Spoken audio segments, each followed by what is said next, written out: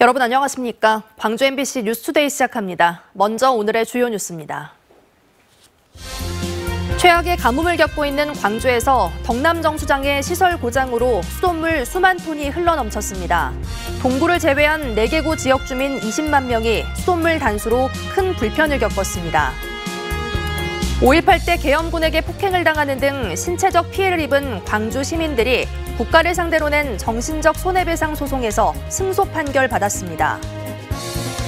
여수시가 여수항 개항 100주년 기념행사를 준비하고 있는 가운데 100주년 개항 기준이 일제가 정한 것이라는 논란에 휩싸였습니다. 광주시가 올해 아이를 출산한 가정에 대해 상생카드 할인율을 추가로 적용해 줍니다.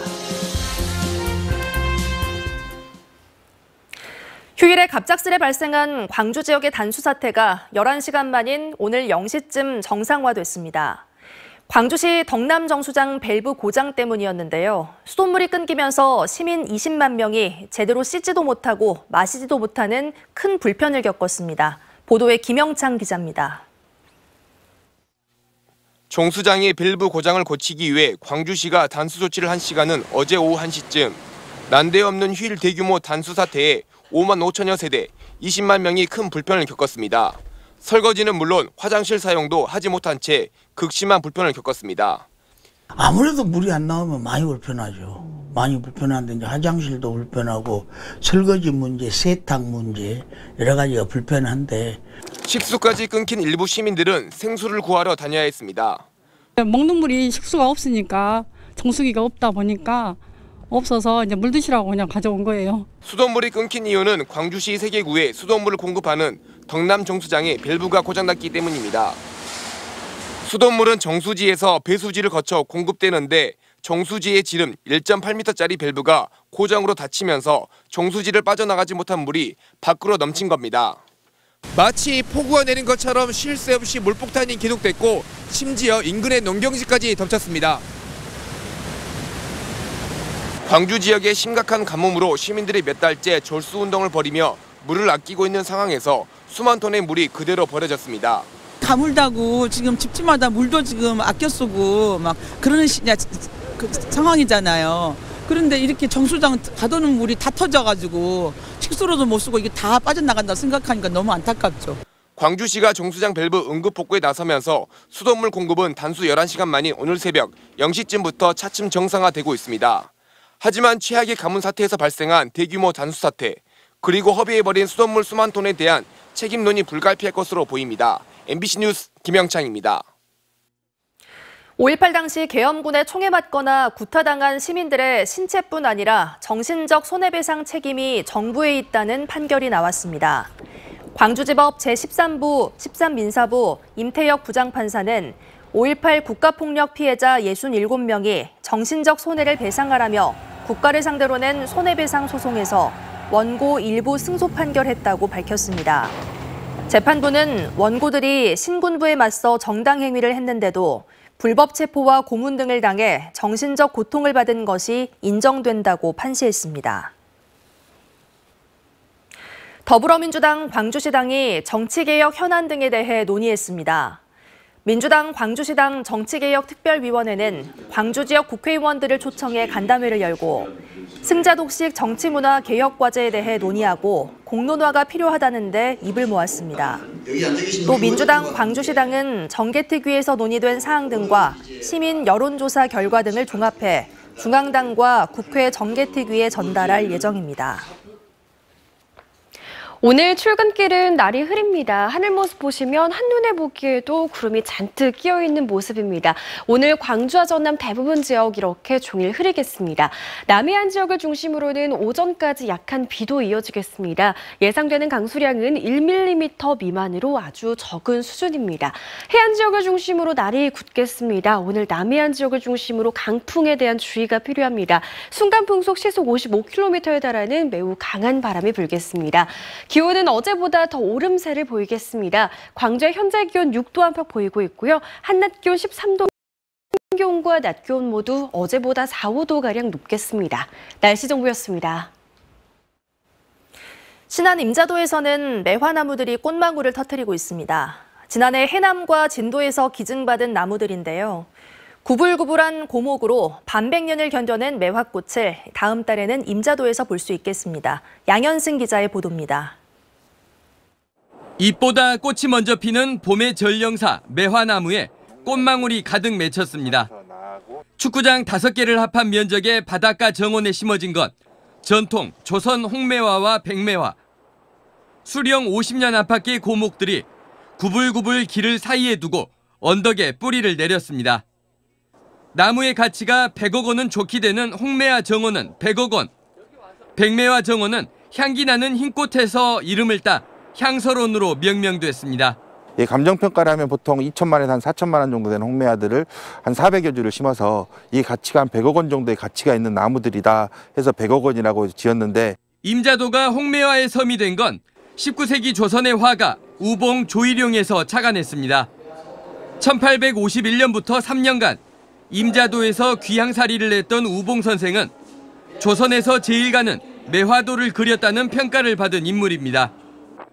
태양광 발전으로 베어질 뻔했던 해남군의 매실농원에서 백매화를 기증받고 진도군에 뿌리 내리던 조선 홍매화를 배에 실어 임자도로 옮겼습니다. 그렇게 작년부터 임자도에 심어진 매화나무는 6천여 그루, 향나무 방풍림으로 매서운 삭풍을 막아주며 애지중지 가꾸고 있습니다. 많은 관광객들이 오시겠지만 우선은 지역민들이 여기에 대해서 힐링할 수 있는 기운을 얻자. 새로운 섬 고향에서 고목들이 처음 피우는 붉은색, 분홍색, 흰색, 검붉은색의 임자도 매화꽃은 이달 말과 3월 초 절정을 이룰 것으로 보입니다. MBC 뉴스 양현승입니다. 가스비 폭탄으로 일반 가정뿐만 아니라 산업계도 충격에 빠졌습니다. 특히 가스를 많이 사용하는 도자기 제조업체들은 문을 닫는 곳이 속출하고 있습니다. 문현철 기자의 보도입니다. 생활자기를 만드는 무안의 한 공장입니다. 도자기를 굽는 가마가 멈춰섰고 공장은 한 달째 문을 닫고 있습니다. 최근 가스비가 폭등해 휴업하는 공장들이 속출하고 있습니다. 이들 공장이 도자기를 굽기에 쓰는 액화 천연가스, LNG 요금은 지난 1년 새 2배 이상 치솟았습니다. 가스비 폭탄 이후 도자산업이 휴업 속출과 대대적인 감원 사태 등 직격탄을 맞고 있습니다.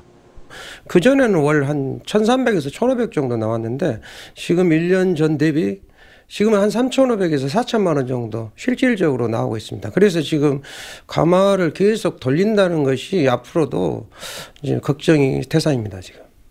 근근히 버티고 있는 다른 도자기 공장들도 가스비가 또 인상되면 차라리 문을 닫는 게 낫다고 푸념할 정도로 가스비 급등에 산업계도 말 그대로 비상입니다.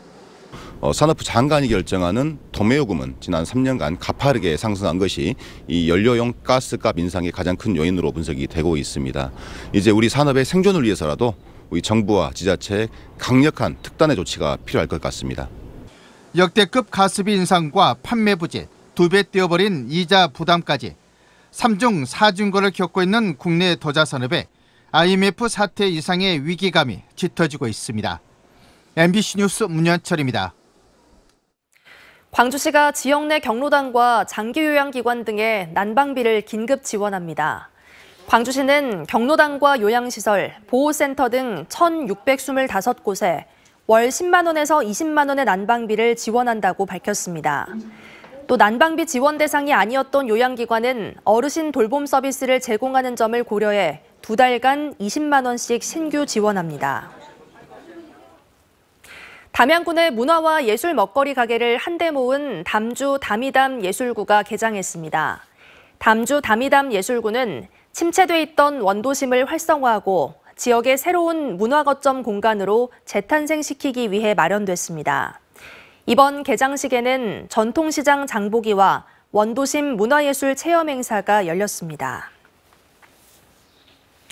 광주지검 목포지청은 근로기준법 위반으로 고소된 태원유진 운수 이한철 대표를 불구속 기소했습니다.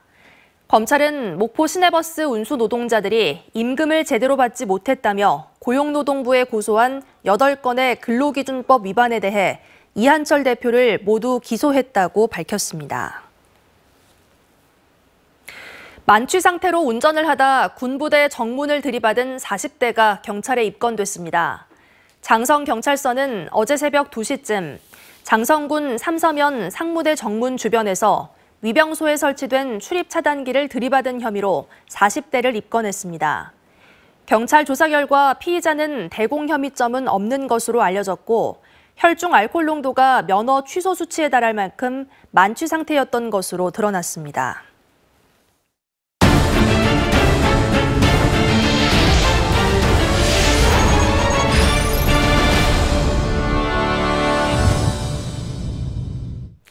화제의 인물을 만나보는 인터뷰 온 시간입니다. 오늘의 주인공은 신임 국립광주박물관장으로 취임한 이혜령 관장인데요. 국립중앙박물관에 근무하면서 고 이건희 회장 기증품을 성공적으로 개최했다는 평가를 받고 있는 이혜령 관장을 조현성 기자가 만났습니다.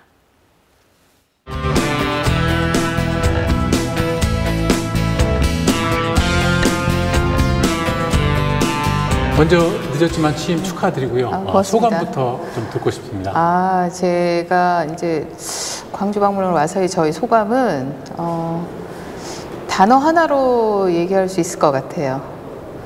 두근두근. 그렇습니까? 네. 네, 왜 두근두근이냐면 마치 꼭 뭐 같냐면 옛날에 스승님을 뵈러 가는 제자의 마음? 그런 마음이 저의 첫 소감이었던 것 같습니다. 예. 어떤 맥락에서 그런 얘기를 그게 하시는지요? 제가 이 광주와 인연이, 그러니까 전라남도와 인연이 있기 때문에 그렇거든요. 그러니까 제가 도자기를 맨 처음 눈을 뜨게 된 곳이 바로 이 전남지방 가마터 발굴에 참여하면서 계기가 돼서 그렇습니다. 제가 대학교 2학년 때, 그러니까 한참 철이 없을 때죠. 그러니까 막 놀아야 되는 그 나이인데, 근데 이제 구림리가 어딘지 영암이 어딘지도 뭔지 모르고 갔는데요.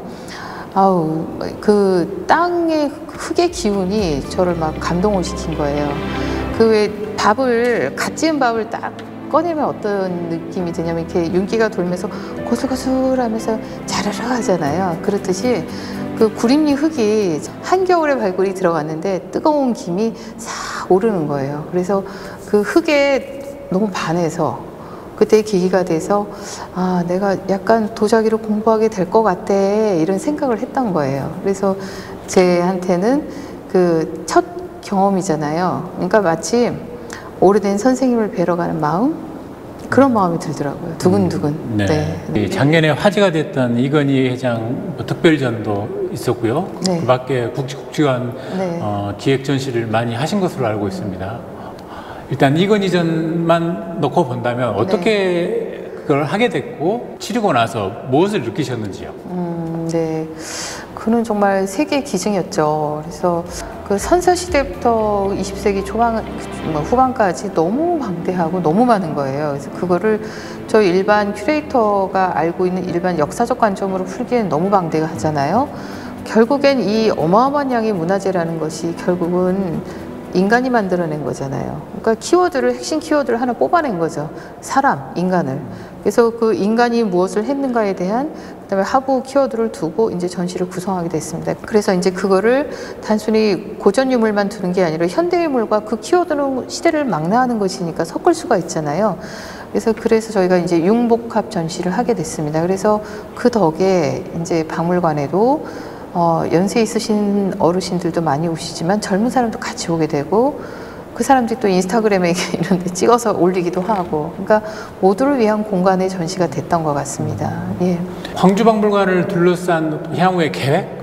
어떤 것들이 지금 준비가 되고 있나요? 예, 저희가 아시아 도자문화 실크로드의 거점 기관으로서 저희 박물관을 장차 앞으로 특성화시킬 계획이 있습니다. 이거는 저희만 그냥 그렇게 정한 것이 아니고요.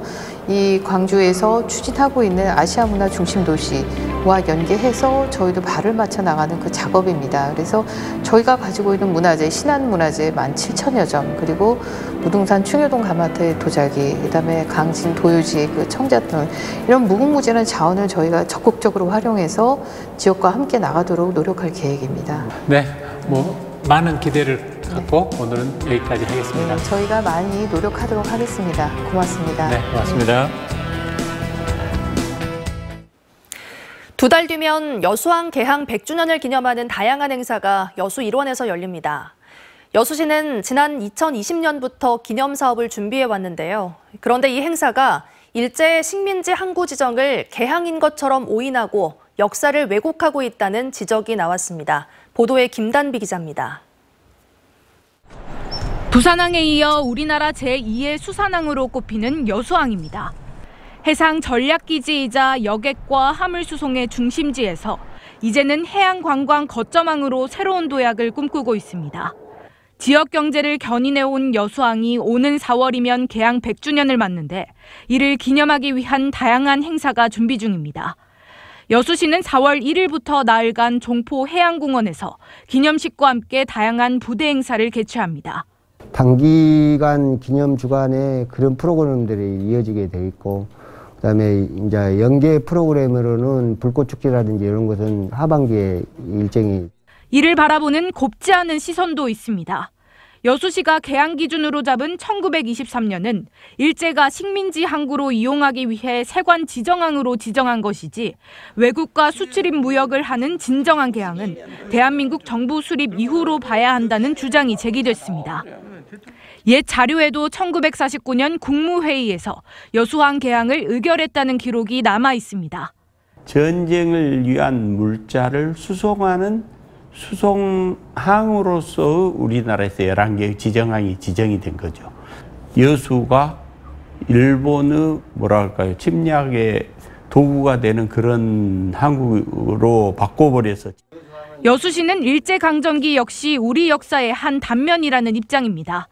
하지만 이런 역사성 논란이 원인이 돼 인천항 개항 100주년 기념탑은 철거됐고 경주 간포항 100주년 기념사업준비위원회는 해체되기도 했습니다. MBC 뉴스 김단비입니다. 광주시는 올해 아이를 출산한 가정에 광주 상생카드 사용액을 추가 할인한다고 밝혔습니다. 대상은 올해 1월 1일 이후 광주에서 출생신고한 가정이며 할인율은 기존 7%에서 3%를 더한 10%로 연말까지 할인이 적용됩니다. 광주시가 창업 준비에서 실행과 성장, 도약 등 단계별로 지원하는 창업 패키지 사업을 선보입니다. 광주시는 중소벤처기업부의 창업 패키지 지원 공모사업 주관기관으로 광주정보문화산업진흥원 등이 선정됐다고 밝혔습니다. 이에 따라 올해 41억 5천만 원 등 오는 2026년까지 346억 원이 광주 창업 지원에 투입됩니다. 농림축산식품부가 농업 분야 일자리 정보를 통합 제공하는 도농 인력 중개 플랫폼 대국민 서비스를 개시했습니다. 도농 인력 중개 플랫폼은 구인 위주의 기존 시스템과는 달리 구직자가 원하는 지역과 농작업을 등록할 수 있는 양방향 맞춤형 정보 서비스를 제공하고 있습니다. 농식품부는 농촌 인구 감소와 노령화로 농업 분야의 외국 인력 의존도가 높아지는 가운데 도농 인력 중개 플랫폼이 농촌 인력난을 완화하는 데 도움 줄 것으로 전망했습니다. 오늘 출근길은 다소 흐립니다. 현재 하늘 모습 보시면 한눈에 보더라도 구름이 잔뜩 끼어있는 모습입니다. 종일 흐린 날씨가 이어지겠고요. 남해안 지역을 중심으로는 오전 중에 약한 비도 이어지겠습니다. 예상되는 강수량은 1mm 미만으로 아주 적은 양입니다. 해안 지역을 중심으로 강풍도 예상돼서 더 각별한 주의가 필요합니다. 순간풍속 시속 55km에 달하는 매우 강한 바람이 불겠습니다. 시설물 관리 잘 하셔야겠습니다. 기온은 어제보다 더 오름세를 보이겠습니다. 광주의 현재 기온 6도 안팎 보이고 있고요. 한낮 기온 13도 안팎까지 오르면서 오늘 아침 기온과 낮 기온 모두 어제보다 4, 5도가량 더 높겠습니다. 강진도 7도 안팎으로 포근한 아침 이어지고 있습니다. 한낮 기온 12도로 예상됩니다. 곡성의 낮 기온 13도, 고흥의 낮 기온 11도 예상됩니다. 대부분 지역에 풍랑주의보가 발효 중입니다. 서해 남부 지역을 중심으로 바다의 물길 최고 4m로 매우 거세게 일겠습니다. 내일부터는 찬 공기가 남하면서 기온은 다시 내림세를 보이겠습니다. 날씨 정보였습니다. 이상으로 뉴스 마칩니다. 시청해주신 여러분 고맙습니다.